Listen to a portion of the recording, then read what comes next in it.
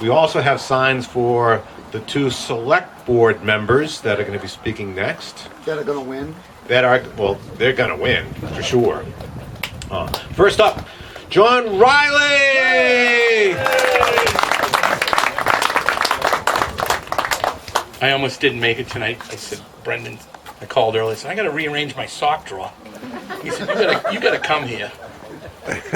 Anyway, I've been serving. I'm born and brought up in Cambridge. My dad was a World War II veteran, tail gunner in B-17 bombers. My grandfather immigrated from Ireland. He was born in 1900, came over in 1919. Most of what I am is because of my grandparents and my father. And you listen to these stories, and I'm unenrolled. But people know where I lean. And you listen to these stories, Mr. Tran, South Africa, and they try to make the Republicans or anybody that leans right bad guys, but we're all the same. You remember the part from Animal House? we're all immigrants. We're all immigrants. These people don't get it. And what I'm dealing with in town for 3 years, I sit there and I don't watch the select board meetings because I just can't relive it twice. It's hard enough once. But I did watch one last week just to kind of, because Heather's always texting me during the night, stop coughing, sit up straight, you look terrible. I'm like, okay. But so I watched it, and I telegraphed most of my feelings, I think.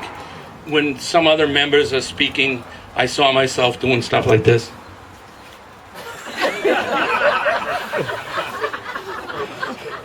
And I've made some comments where I was labeled a few months ago as a white supremacist, a racist, anti-Semitic. I have 2 Jewish daughter-in-laws and a Jewish granddaughter. My father fought Nazis. It's like, these people, they just do that to you. So for 3 years, I've been trying to be the voice of my friends and the people in Groton that actually forced me to run 3 years ago. I didn't even know I was running.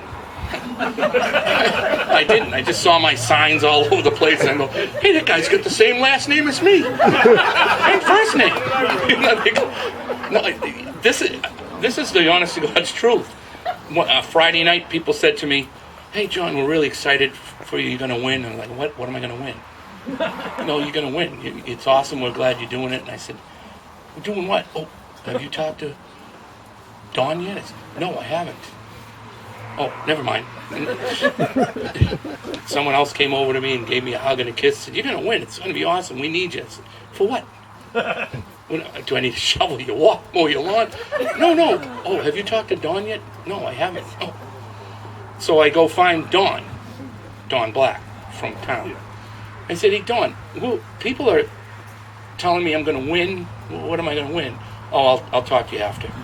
I said, can you talk to me now? He goes, no, after. So about an hour after where we were, I said, what's going on? You're running for select board.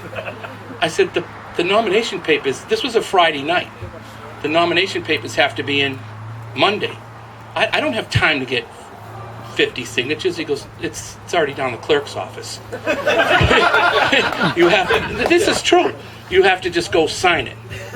I said, okay. So it's nothing I've ever wanted to do. As a matter of fact, I'm going to say it. You guys are all my friends. I have a new campaign slogan. That's my truck over there. But I can't put the slogan on it because Heather says, don't tell people that. If I lose, I win.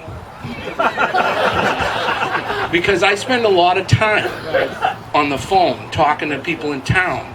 My friends mean more to me than anybody in the world. And that's why I do it. I do it because the country's headed in the wrong direction, but it starts at the town level, the local level. That's where it starts.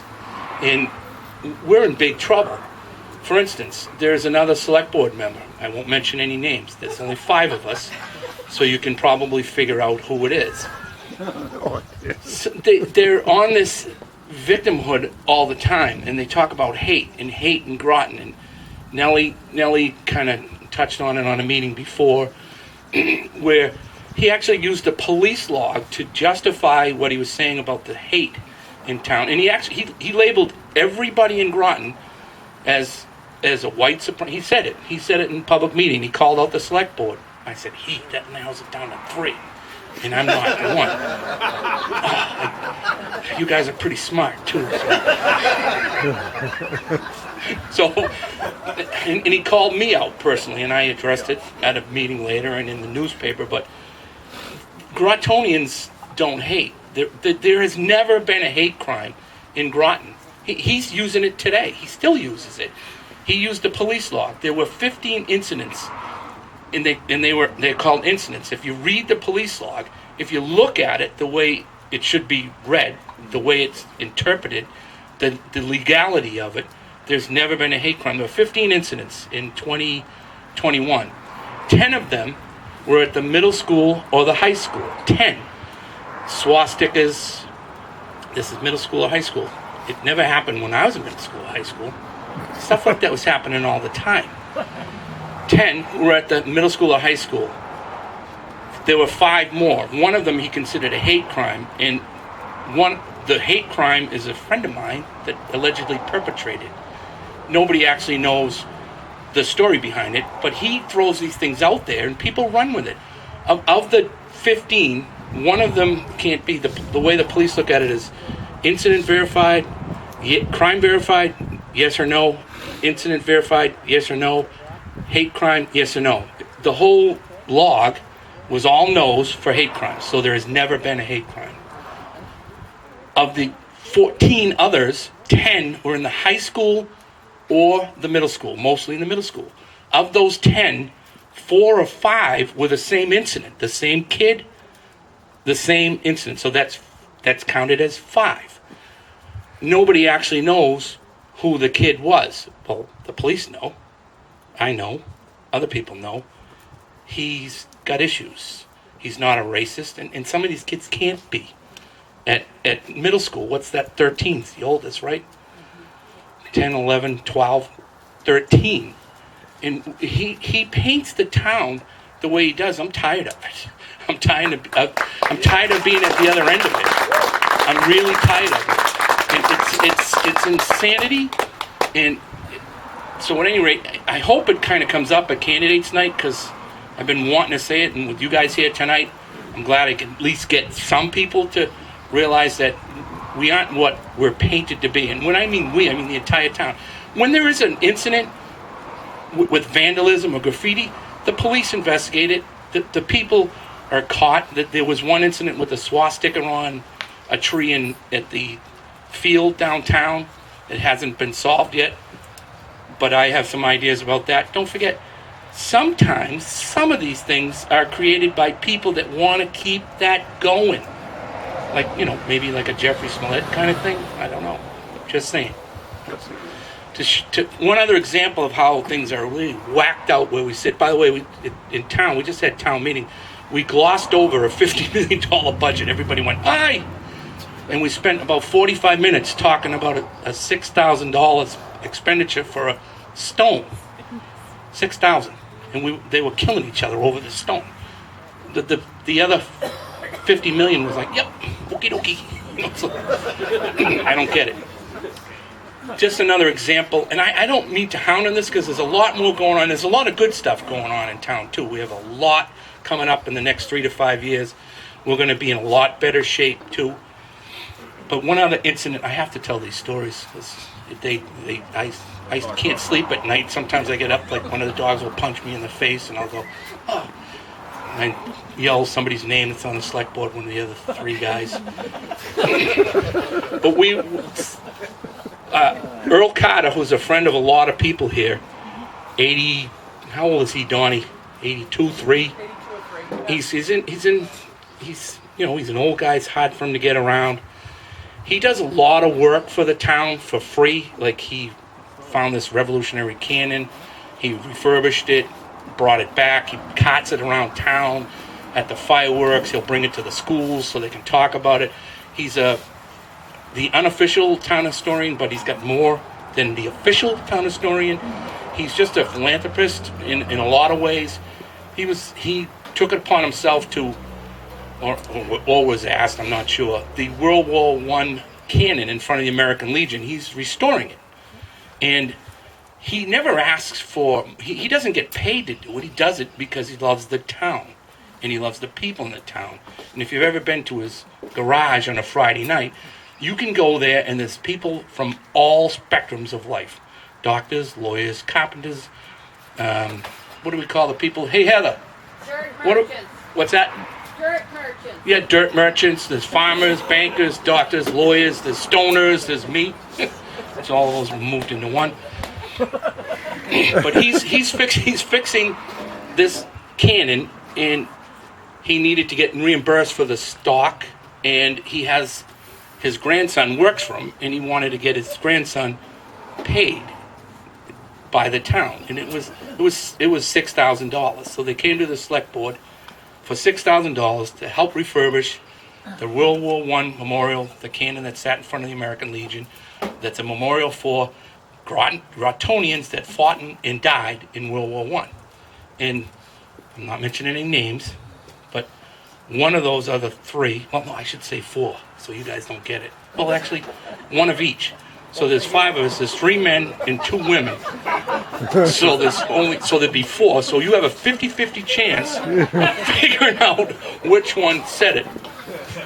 See, I give you guys all the easy ones. So we're talking about $6,000 to refurbish this, and the one of the other 2 gentlemen said, I'm not supporting any expenditures for the town for a gun, for a weapon. I'm not doing it. And I'm like, huh? Yes. Do the town reimburse policemen for their guns? They pay for them. I hope that Earl is refurbishing it so that it's fully functional, at least. No, it isn't. You see, that's why we get a bad name. I'm just trying to be funny, you know. No, but I was sitting there, and I might, if I had watched that meeting, I probably would have saw this. Because I was like, is this guy? Is this for? Pays for the police officers? No, yeah, they don't get any of that. They don't get any of the stuff that comes around. They don't get it. It's absurd. But I'm like, this is not a gun. We're not paying for a gun. And then he went on to say, do you know where it's pointed? It's pointed right at the school.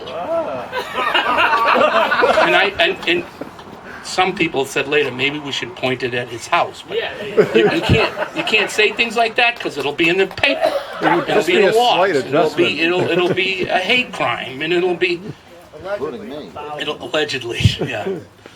But anyway, I'm not going to take up any more time because the guy that really should win. By the way, my slogan was, "If I lose, I win." I told Mark Haddad when we were talking about the $6,000 stone at town meeting, I'm like, these people are screaming and yelling about this, and we just glossed over $800,000 for a new fire truck, which we needed, $50 million budget, $6,000 stone. I'm not even voting for myself, Mark. I'm voting for Matt Pisani and one of those 2 other guys who's running, and you'll probably be able to figure that out because one of them really isn't running because his term isn't up. But mine is, and that other guy is.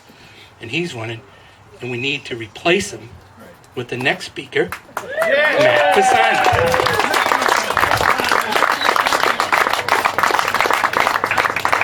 Thank you, John. So we get to vote for 2 select people. So let's vote for John and for Matt. Boy, this stinks having to follow up that guy. Where do I go from here? But hey, when we were talking about the selectman gig, you painted it as a really rosy picture. What's going on here? All of a sudden, a change of heart. Now, see, you're getting it. You probably figured out which one of the other 2 guys, too. I think I might have. No, I want to thank Brendan and Paul for allowing us to do this tonight, coming together, hearing from the other candidates. So, great opportunity. Just a quick, for those of you who don't know me, I'm Matt Pisani, moved to town in 1997. The idea being we were going to raise a family, and I wanted to, I grew up in a small town, so I wanted my kids to have the same opportunity I had. Obviously, it's a great town because look at the people coming into town.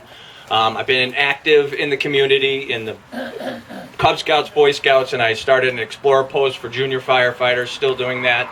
I've been on the Groton Fire Department for 10 years. Great organization, and the first call I had when I considered doing this was to Mark Dad saying, can I stay on the fire department if I become a selectman? He said yes, so here I am. Don't want to take up too much of your time because a lot of the stuff that John had talked about, it's for real. I mean, we have lost sight of what is important in town. I mean, we get derailed by certain situations or issues that really don't matter to the majority of the people. What matters to the majority of the people is a tax rate that's growing exponentially, and we need to figure out what we're going to do to that. When I have people come up to me and say, listen, I have to move out of town because I can't afford to live here anymore solely because of the taxes, that's wrong. But we're burning so much town, worrying about a couple of words on a seal, or we're being called racist, as John was mentioning. Yet people have to pick up and move because by no fault of their own, they grew up here, their houses have appreciated in value because of the town that we've created. That's wrong. So, I mean, that's why when I started this, my first call obviously was to Mark Dad, and then it was to John. And I said, John, what's the deal here? So listen, you better vote for yourself, and if you don't get in, you thought that other person was bad. Wait till I hound you as a civilian, my friend. I will torture your life. So make sure that there are two checks on that on your ballot there, because really I think. With our common sight and vision for the town and what we are going to do moving forward, we can get this thing back on the rails, get going in a direction where we need to go. As he said, the next 3 to 5 years, the town's going to be in a good place. We have some work to do to get there, but we're gonna get there. So, just get the vote out, get the word out, and let's get this town back in the right direction.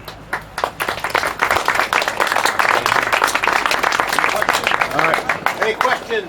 Yeah, just send them to John if any questions. And you guys got signs here today? We do. All right, But both I of do. You got John's got a signs, big- John? Thank you, Paul. Thank you, Matt. I'd like to take this time to thank Brendan and Steve for taking care of us tonight. Appreciate letting us use your facility. We really appreciate it. Nice to get everybody together on the right side of things. So thank you for coming out tonight, and we'll have some signs available if you want, and put them in the yard, even if they're on the right of way or whatever. Just get them out there. So thank you very much, everyone, and appreciate it.